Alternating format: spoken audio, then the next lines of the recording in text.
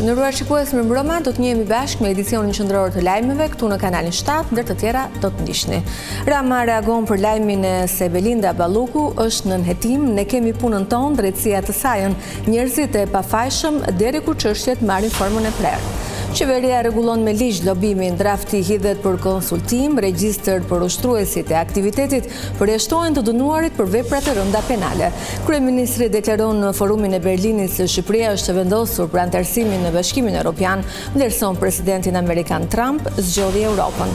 Proceset gjyqësore në Shqipëri zgjasin me vite, njerëzit ndërrojnë jetë pa marrë drejtësinë, rekordin për zvarritjet e mbajnë çështjet që lidhen me pronat. Nesër mbahet seanca për krijimin e qeverisë në Kosovë. Presidenti Osmani thotë se në rast se Kurti dështon të bëjë shumicën, do t'i jap mundësinë partive të tjera.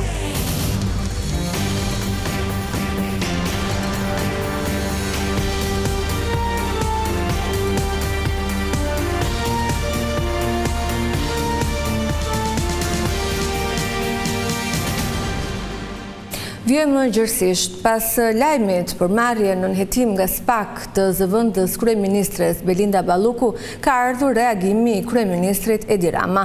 Duke i përgjigjur pyetjes Deutsche Welle, ai ka thënë se nuk i komenton çështjet e drejtësisë.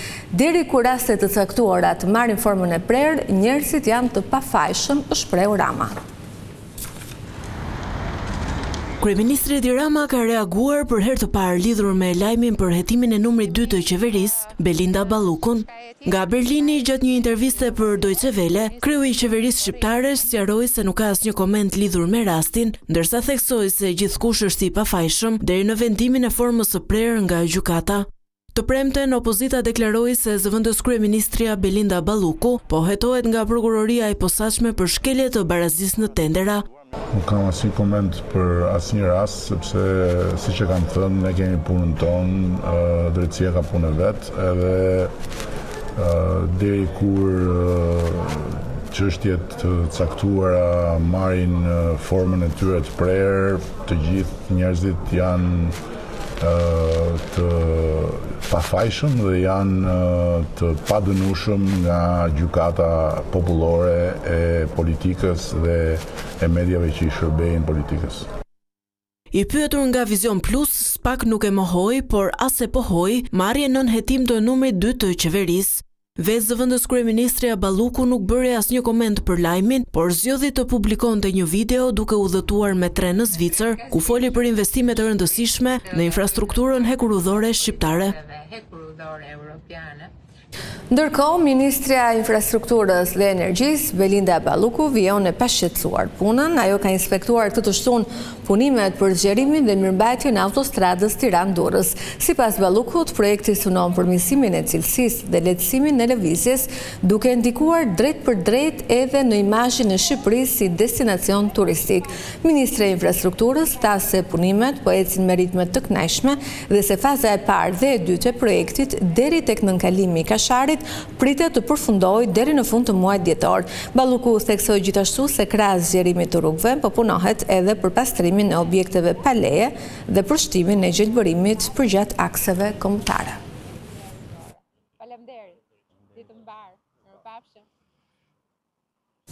Për herë të parë, Shqipëria do të ketë një ligj për lobimin i cili do të jetë në përputhje me standardet e Bashkimit Evropian.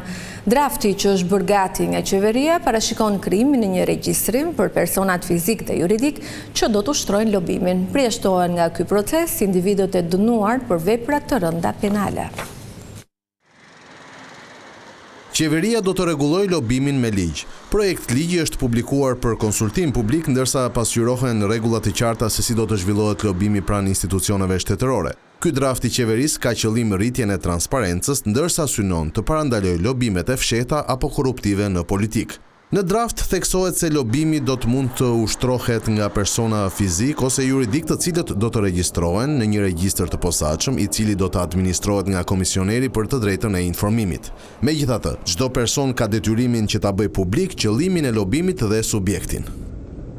Kontrata për lobim përmban të dhënat identifikuese të palëve kontraktuese, objektin e lobimit, përfshirë përshkrimin e çështjes, fushën dhe qëllimin, afatin dhe mënyrën e ushtrimit të aktivitetit të lobimit, shumën e shpërblimit dhe mënyrën e pagesës, si dhe çdo kontribut tjetër financiar ose në natyrë, deklaratën e lobistit ose të përfaqësuesit të personit juridik, mbi mungesën e konfliktit të interesit, si dhe identitetin e çdo subjekti të tretë të përfshirë në ofrimin e shërbimeve të lobimit. Po ashtu ligji parashikon edhe masa apo sanksione administrative në rast shkeljesh me vlerat nga 50.000 deri në 500.000 lekë. Gjithashtu theksohet se përjashtohen nga lobimi individët të cilët janë dënuar për vepra penale të rënda, kanë detyrime tatimore të pashlyera apo janë në proces falimenti dhe likuidimi. Lobistët ndalohen të përdorin forma ndikimit të palishme ose korruptive. Personat e dënuar për korrupsion, pastrim parash, mashtrim apo vepra të tjera të rënda penale nuk mund të ushtrojnë lobim për një periudhë 5 vjeçare nga mbarimi i dënimit kur konsiderohen të rehabilituar.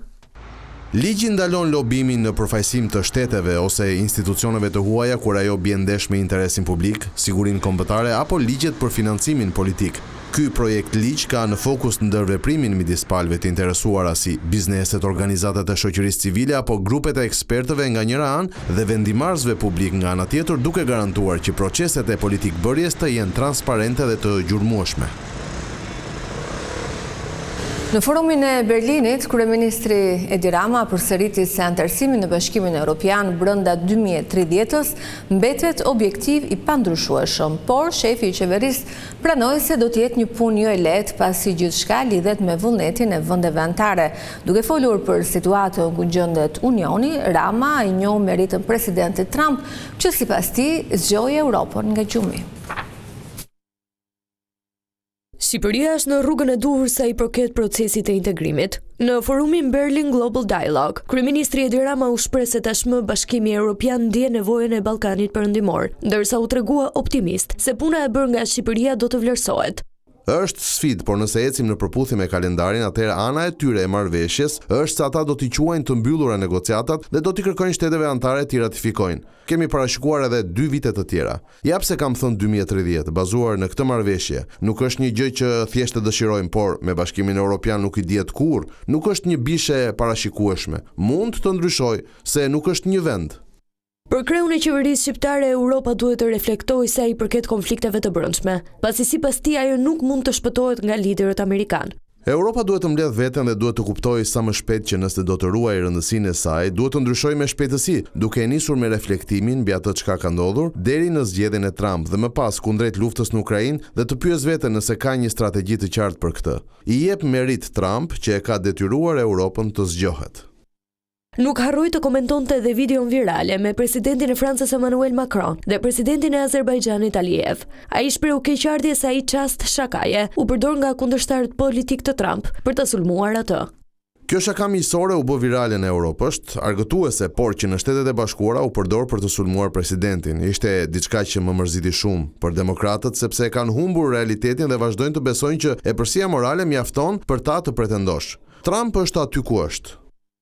Shefi i ekzekutivit u shoqërua nga ministria virtuale. Me zbatutash, Rama u shpreh se fëmijët e diellës do të jenë asistent virtual të deputetëve socialistë në kuvend. Ndaj për herë të parë diella është shtatzën dhe pret 83 fëmijë, secili do të jetë për çdo antar të parlamentit ton dhe do të shërbesë asistent për ata që do të marrin pjesë në seancat parlamentare dhe do të mbajë shënim për çdo gjë që ndodh. Këto fëmijë do të kenë dijen e nënës së tyre. Forumi Berlin Global Dialogue këtë vit trajtoi temën zhvendosja e fuqisë dhe formësimi i begatisë.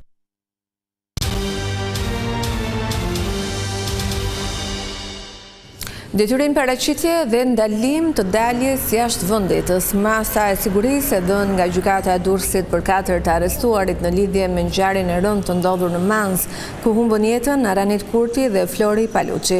Eral Cani, Ergi Kadiu, Taulan Beqa dhe Emirian Beqa pas seancës gjyqësore u lanë të lirë me detyrimin për të paraqitur periodikisht në polici dhe me ndalimin për të dalë jashtë Shqipërisë. Hetimet për ngjarjen e ndodhur në orët e para të së mërkurës vijojnë. kalojnë. Policia është ende në kërkim të 21 vjeçarit Daniel Pepa, i cili dyshohet si autori i vrasjes së Flori Paluçit.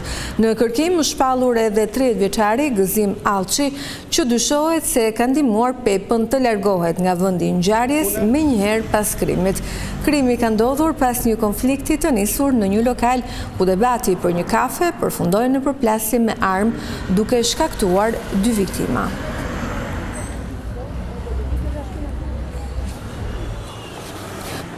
Gjyqësore në Shqipëri zgjasin me vite aq sa shpesh qytetarët ndrojnë jetë përpara se të marrin drejtësinë. Ato që zvariten më shumë janë çështjet e pronave, të cilat janë bërë shkak për konflikte që kanë shkaktuar të vrarë. Situata është rënduar shumë nga mungesa e gjyqtarëve si pasojë e vettingut. Në Shqipëri nuk mjafton një jetë për të marrë drejtësi, ndoshta as 7. Në duar kam certifikatat e vdekjes së disa të ndjerëve, të cilët u larguan nga kjo jetë pa marrë mbrapsht pronën, pensionin, siç edhe kanë pretenduar në dyert e gjykatave. Një VKM të 2005-2010 me tetraplegjik, të cilëve u jep një shtesë page nga 50.000 lekë vjetra në muaj.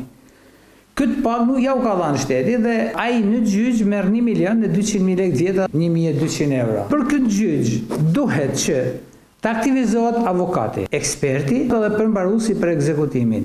Për me marrë 1.200.000, pra harxojnë edhe 2 milion lekë tjera, shpenzime gjyqësore, dhe vlera ka shku 12 milion euro që i detyrohet shteti qytetarëve. Janë 70.000 tetraplegjik që janë procese gjyqësore, her pas here, vit pas viti. Edhe më urgjente është çështja e pronave, thot avokati Ndue Pietra. Çuditërisht shteti i jon krijon agjencinë e trajtimit pronave në kundërshtim me çdo ligj në botë dhe i thot qytetarit, ti zotëri, do të shkosh thot tani të më sjellsh një vërtetim nga institucioni X, një vërtetim këto. Qytetari po, për të marrë këtë dokument do paguash 10 lekë. Pra e kanë kriju mënyrën e korrupsionit që detyrimisht palët ti drejtojnë korrupsionit, jo ti drejtojnë gjykatave dhe institucioneve të shtetit. Përfaqësuesi ligjor tregon se ka edhe raste të zgjidhjes së martesave që nga 2018-a.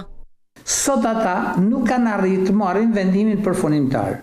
Qoftë gruaja, qoftë burri janë bashkëjetuar me persona të tjerë dhe kanë lindë fëmijë. Fare mirë mund të ndryshojnë ligjin dhe i thot, zotëri, je martu të gjenja civile për 2 minuta me i firmë? Po, shkoni, bani marrëveshjen dhe ndanu aty. Në qoftë se ju nuk doni më nda me të mirë, atëherë shkoni në procese gjyqësore. Në sistemin tonë gjyqësor, aktualisht mungojnë mbi 100 gjyqtar, vakanca këto të shkaktuara nga reforma në drejtësi dhe procesi i vettingut. Apeli vetëm në vend ka mbi 38.000 dosje, ndërsa nga 78 antarë të trupave gjykuese kanë mbetur 31. Në orët e para të mëngjesit së shtunës, forcat operacionale të drejtorisë së burgjeve zhvilluan një kontroll të befasishëm në burgun e Durrësit. Mësohet se gjatë kontrollit në qelitë të dënuarve janë gjetur 5 celular iPhone, ndërkohë sendet janë gjetur të fshehura në dyert e dusheve, të cilat i përkisnin 3 të dënuarve.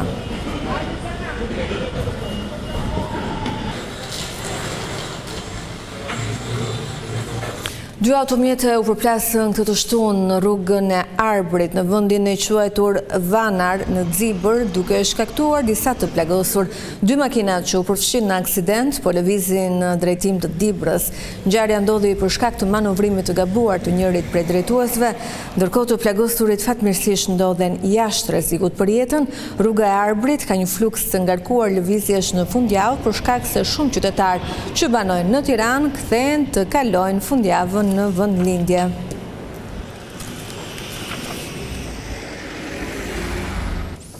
E diela e fundit e muajit tetor sjell ndryshimin e orës nga ajo verore në atë dimrore, nga nesër Akrepa do kthehen 1 orë mbrapa, saktësisht nga ora 3 në orën 2 të mëngjesit, kështu do të ketë 1 orë më shumë për të fjetur, por pasdite 1 orë më pak dritë natyrale. Ora dimrore do të qëndrojë në fuqi deri më 31 mars, kur zëvendësohet sërish nga ajo verore.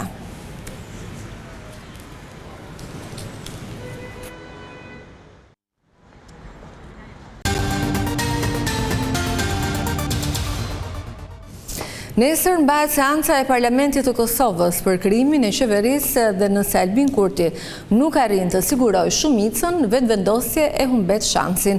Në këtë situatë, presidenti Osmani do t'i jap mundësinë partive të tjera dhe nëse dështon kjo përpjekje, atëherë zgjedhjet janë të pashmangshme. Presidenti e Kosovës Vjosa Osmani ka deklaruar se nëse nuk ka një marrëveshje për formimin e qeverisë në seancën e së dielës, atëherë ajo do të ftojë partitë për të parë nëse ndonjëra mund të sigurojë 61 mandatet. Në qoftë se ka marrëveshje, mund të mbahet seanca dhe mund të ketë qeveri. Në qoftë se nuk ka marrëveshje, atëherë si presidente e vendit do t'i ftojë të gjitha partitë politike për të parë nëse ka mundësi që dikush ta krijojë shumicën, sepse mendoj që është përsëri herë të flasim për zgjedhjet e jashtëzakonshme, por ajo është një alternativë në qoftë se nuk krijohet shumica. Sipas kushtetutës, nëse Kurti s'arrin të formojë qeverinë, atëherë Osmani ka detyrë që brenda 10 ditësh t'i ftojë partitë për konsultime dhe të vendosë për një forcë tjetër që ka mundësitë më të mëdha për të formuar qeverinë. Nëse as pas përpjekjes së dytë qeveria nuk mund të formohet, presidentia duhet të shpallë zgjedhje të reja që duhet të mbahen brenda 40 ditësh. Më 21 tetor, Kurti la të kuptohet se vetëvendosje mund të dështojë në formimin e ekzekutivit, duke u shprehur se siç duket, alternativa është se do të shkohet në zgjedhje. Komisioni Qendror i Zgjedhjeve në Kosovë ka miratuar listën e votuesve dhe për raundin e dytë të garës lokale, i cili do të zhvillohet në 18 komuna.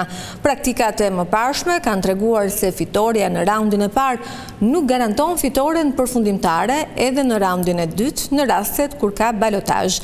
Nga komunat me shumicë serbe, vetëm në Klokot do të ketë raund të dytë, ndërsa në 9 të tjerat ka fituar lista serbe, partia më e madhe e serbëve të Kosovës, e cila ka mbështetjen e Beogradit. Raundi i balotazhit do të zhvillohet në 9 nëntor. Tu kemi përfunduar, bashkë natën e mirë.